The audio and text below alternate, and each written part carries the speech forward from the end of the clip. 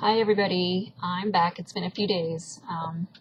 I really wanted to make an entry yesterday and I was too embarrassed to do it because I was feeling so bad and I hadn't showered and I just wasn't about to put myself out there like that. So I showered today, got myself pretty presentable, and I feel better. Unfortunately I'm kind of not vain, but when I'm sick, it kind of makes me feel better to kind of get dressed every day. And I guess it's kind of a stay-at-home mom thing too to do. So any case, I've had a lot of people ask me lately some questions about Lyme disease. What is Lyme disease? How did you get it? What's the controversy? Why is it so hard to treat? So hopefully I can answer a few questions. There's a lot of things out there through research, and I've done a lot of it. I am not one to just get whatever information the doctor gives me. I research a lot and find out. Anyway, like I was saying in my last video, when I had celiac disease, they didn't give me any info, so I had to research it myself. And throughout the years, I had to continue that research, and so that's what I'm doing now. But anyway, there's different ways to get Lyme disease, and there's the standard deer tick. And unfortunately, there are more ways than that now. Just not all of them have been 100% confirmed or registered that they are true. That's a lot of the controversy that's going on, because they're finding out there's some mosquitoes, a couple of other ticks and other blood carrying vectors that kind of can transmit it. And another way is in utero, so a mother to a child while she's still pregnant with them, and sometimes it possibly can be sexually transmitted. So unfortunately, that's another one too. Lyme disease, it's kind of just the general name that people use for the whole symptom of things. You'll hear things like chronic Lyme disease. That is Lyme disease that goes past treatment and you're not cured, because some doctors can claim they cure you, and other doctors say, well, there's no test to prove except an autopsy if you've killed all of the spirochetes, which are the little corkscrew virus that Lyme disease is. The other co-infections are not that way, but the Lyme disease itself is a corkscrew, and it kind of drills into your body. See that on my screen? Flash rate's bad. Anyway, it kind of screws into your cells and into the walls of your body and hides. And it's an autoimmune disease, because where Lyme doesn't really want to, I guess it does attack you through the toxins that it puts out. It doesn't really want to. It just wants to have a host to live off of and feed. It doesn't want to kill its host, because then it would die itself and need to find another host, and it needs a vector to take it. It needs a transportation like the tick to get from one to the other. So what is really happening is the autoimmune disease, or your immune system. There's a video that I had on my Facebook that was really greatly demonstrated, or described in pictures, but I'll try to describe it, where your body knows, I'm trying to think of a way to shorten this, but your body knows a way to identify it and attack it and get rid of it like it would with anything else that's in your body that should not be. And it will go to attack it, but if it is hiding in a red blood cell, or hiding in the walls of whatever your nerves or your skin or whatever organ it's in, your immune system can't tell the difference between the spirochete or the co-infection, or between that and the rest of your body. And the reason for that is the spirochete spirals into your body, and it still sends off its toxins, so your body will go and recognize those toxins and go to attack it, but it can't get to the bug. So it just continues to attack your body, and that's where you start to deteriorate over years and years. It definitely can get very severe. And I've even seen cases that I've heard of, not personally, and of course all through the internet, where people are actually completely not able to walk, in wheelchairs, a lot of neurological damage, and a lot of other damage to other organs. But one of the main ones is nerves and things like that. But so, and they also, spirochetes can, the Lyme disease bug, the spirochete, can transform into a cyst and hide itself. And then it also can go, so that cyst is also hard. Antibiotics cannot penetrate that to get to the antibiotic to kill it. So they're safe in there, and you have to find a way to coax them back out and then kill them when they're not looking, kind of. And then the other way is through biofilms communities. And biofilm is another way of these little viruses kind of connecting to each other. And it's kind of like a sticky type glue, but they're saying it's mostly different metals or minerals. I can't remember exactly what the wording is. And that's another way that they all stick together, and they just multiply and multiply and protect each other. And they can multiply that way. And I think the spirochetes, I think once about a month, I'm not sure on this, I could be completely wrong, that they double. But other co-infections, some of them can be every 24 hours. But when they get into these little biofilms and multiply and protect each other, the antibiotics also can't get to that too. So that's another thing that makes it hard to treat. But I'm trying to think what else. I had a few other things here. The test for Lyme disease is kind of like AIDS, and if you don't know about that, I'll have to explain it too. I still need to research more into that, so I'm probably not giving the best comparison, but it's the one I was given. There is no test for actual, I don't know if it's AIDS or HIV or how, I'm very ignorant in that subject, but they have to search for the antibodies. When your body finally starts attacking that, they go after those bugs or whatever it is that's in your body. They put off an antibody that your body can register, and it can find it. And because like I said, the only way to really find these little guys is through an autopsy. And some people have been able to see them in your blood work. If you actually sit there and watch them, you can figure it out. But sometimes they're not detectable because they will go into hiding as soon as they're taken out of the body, so they're hard to find. But there is a test for the antibodies, and sometimes, unfortunately, this is part of the controversy too, is that you may have a negative test result, but you have all the symptoms. You're showing signs of rheumatoid arthritis, lupus, multiple sclerosis, fibromyalgia. There's a lot of other ones. I just know those are the more familiar ones to the general public that I'll use. And they'll start treating you with antibiotics, and then your body will be helped and assisted in getting rid of it. And those antibodies will start showing up on tests, and that's how they can know, oh, okay, well, this one was in hiding, Babesia, which is another co-infection. Maybe it was hiding, and now we got to it, and it's dying off, but okay, let's either change meds or do whatever they need to do to get rid of it. And it's hard to know whether or not you've gotten rid of it all because of that exact same thing as the testing is. You can be positive, and then be negative, but it could be that there just wasn't any found. You should never get rid of the antibodies once you have them in your body. That's kind of what vaccines do. They give your body the antibodies to fight it off, so you never get it. And so helping your body to create those antibodies, I believe that's how it is. Like I said, this is all information that I've found. That is what oh, there you go, I lost my thought.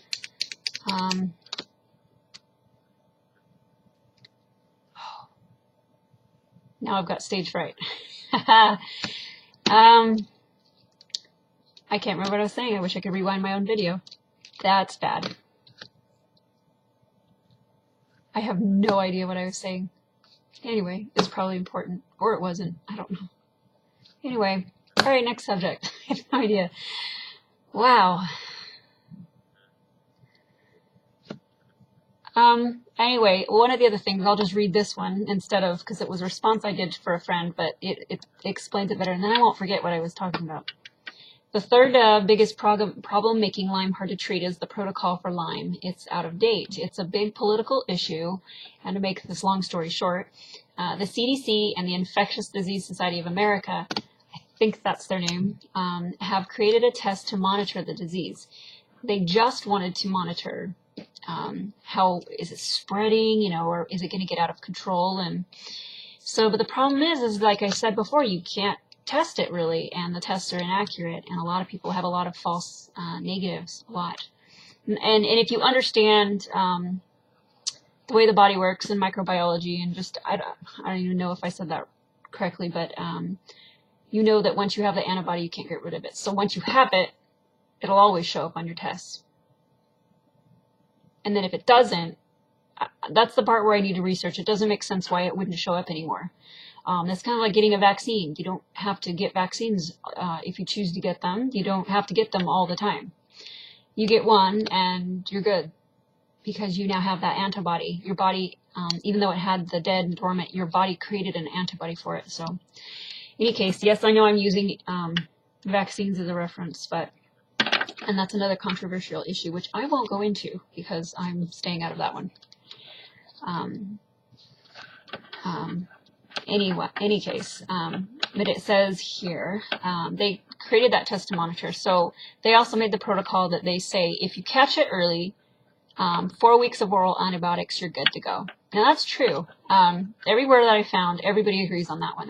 That one's not a big deal. You won't get Lyme disease, you get Lyme, but you can get rid of it because it's only bloodstream. It hasn't entered in your body. It takes that whole month to multiply and to really dwell into things. So they're pretty sure that one's good. I haven't seen any other issue or controversies for that. But the other protocol they have is that after that first month or the first few weeks, that if you don't catch it early, they say 3 weeks of IV antibiotics and you'll be good to go. It'll cure you for Lyme, and there's no such thing as co-infections. And not that there's no such thing as that. There's a lot of doctors that don't know how to treat all of this at the same time.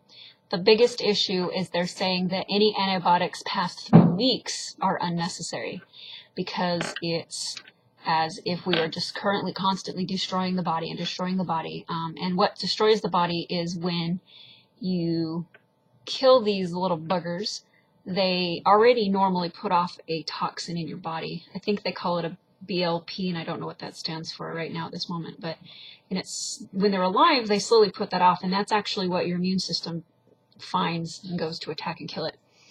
But if you kill them off, it releases all those toxins that are in their body, and you get bad reactions from it. And then also the antibiotics kill bacteria in your body. So there's a couple different things. They call it herxing, and that can be pretty gruesome depending on how much of the bug's in you, how much it's multiplied, how much is being able to be attacked through the biofilms, through the cysts. Can they get it intracellular? Like some of the co-infections go directly to intracellular. So there's a lot. I guess I could keep talking about this for a long time. I just realized I have learned a lot, and I'm very thankful for information that I found. And I have looked at both sides of the story. And so instead of finding a place that only did the 3 weeks and sent me home, would only treat me for Lyme and wouldn't even test me for anything else, we weren't comfortable with that. And when you herx, when your body is trying to get rid of those toxins and it can't handle the amount that is in your body, it's called herxing.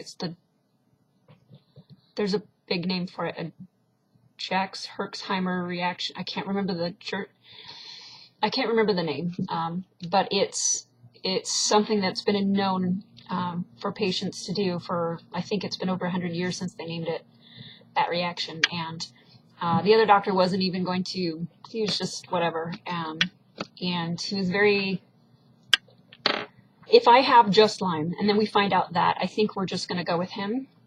And then I could be here in town, and we know that he could just take care of the Lyme, and I've researched, and I'll be ready for my herxes, and I'll have a backup in case I have to go somewhere. But if it's Lyme and the other co-infections and secondary infections and all this other stuff that I already have in my left ear, which I'm sure the video throws it backwards, and in my right sinus, we still have to remove polyps that need to be biopsied and then removed. And we're going to tackle that and a couple of other things with my scoliosis that I have, possible stuff that's building up in my neck and in my lower back that's also toxins are building up there because of the way my spine is crooked. And I've known that one for a while, so it was interesting to hear that again from another doctor. Kind of starts confirming more things, and it makes more sense. But so I have a lot of symptoms, not just this, that need to be addressed, and that is another reason why I'm leaving town. Sorry, to go back to that controversy, people are still sick after having treatment. They're having relapses, and they're saying that chronic Lyme is a hoax. I've heard some doctors say, well, they're just getting bit again, or they're just sore. It's just the daily aches and pains of life.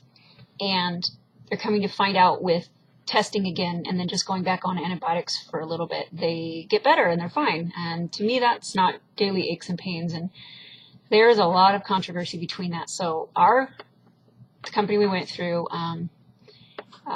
they can be expensive, and we've decided to look at all the options and see what we can do at home on our own and through our own supplements. But they've given us the full list, maximum amount, so that we know how to take care of this and then bill our insurance on our own and all of this stuff. But they do keep up with natural medicine, like current IVs and antibiotics.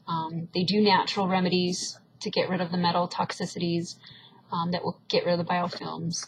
And they do a few holistic things like putting oxygen, turn that back on, putting oxygen back into my blood helps with it, and probiotics will help with the bad bacteria. So, I mean, to address the whole issue is what we're looking at. And we think, and I know we found the right place. Just like I said, if it comes back with more than Lyme, which is tricky because, like I said before, it may not show up on the original test until I start getting treated. And then I have to run that test again. So this is what I've learned. It is interesting, the information that's out there. A lot of pros, a lot of cons.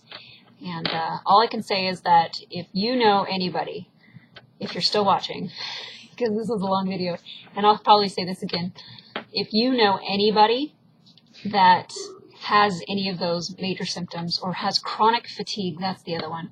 It may just be chronic fatigue. It may just be that you're a young kid,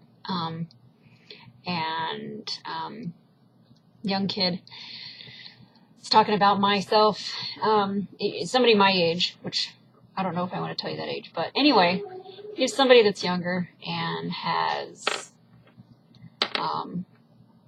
fatigue issues, muscle soreness, joint aches, memory fog, brain fog, memory problems and things like that. And especially if it's not constant, if you're starting to have problems neurologically, severe depression, all of these things combined or just a few of them, I would say even just one of them, but just ask for a basic Lyme disease test. And it's not accurate, and it'll probably, I think it's like 40-something% inaccurate. That's pretty high, 46%. And so I think if you do that and it comes up negative, test it again in a few months. Maybe see a Lyme literate doctor. There are none in Las Vegas, and the closest was in LA. But we chose Scottsdale because that is where I have a lot of family. And if my family were to come out with me, then at least they can visit family while I'm going through treatments and herxing, because I really won't be able to see too many people. So I think this will be for sure my longest video. I don't plan on having longer ones. This was just more informative. I probably didn't even answer a lot of questions. And my children are over here playing with the light. And yeah, my boys found out that I am doing a video, and now both of them are talking to me while I'm talking to you. So that's what happens. Good night, Elijah. So yeah, there's one of my kids. All right. So anyway, if you want to know more, there's a documentary, it's a movie called Under Our Skin. It's about an hour and a half long.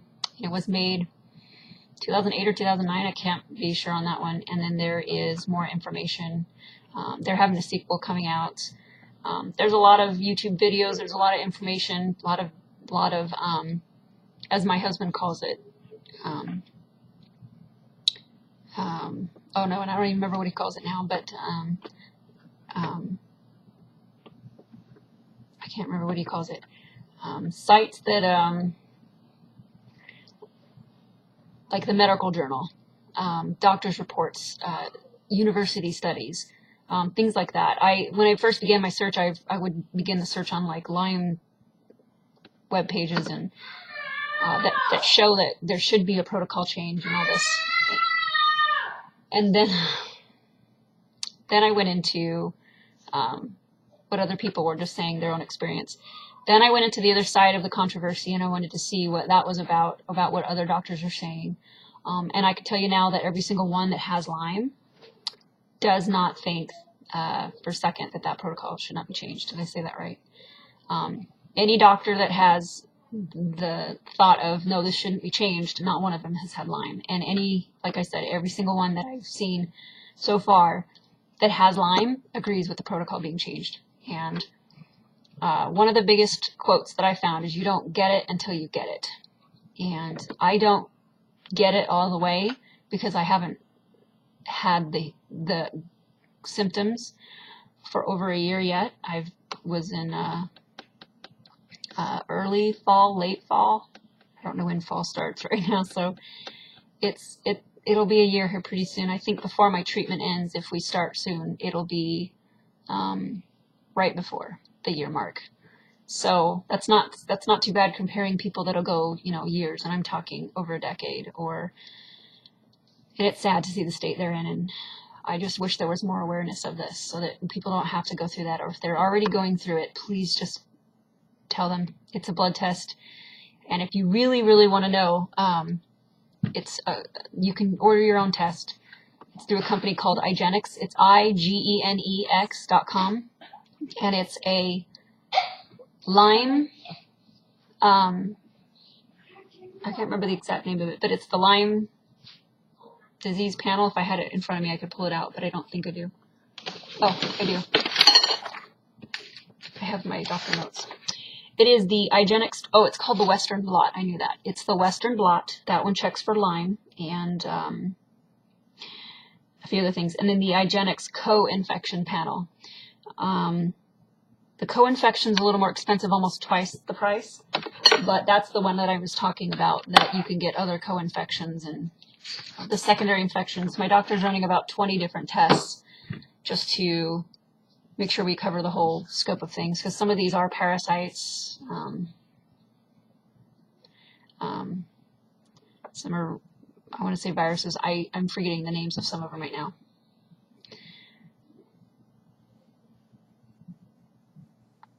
Okay, see, this is why I want a video diary more, so I can tell you my daily problems. Right now I'm having huge chest pains.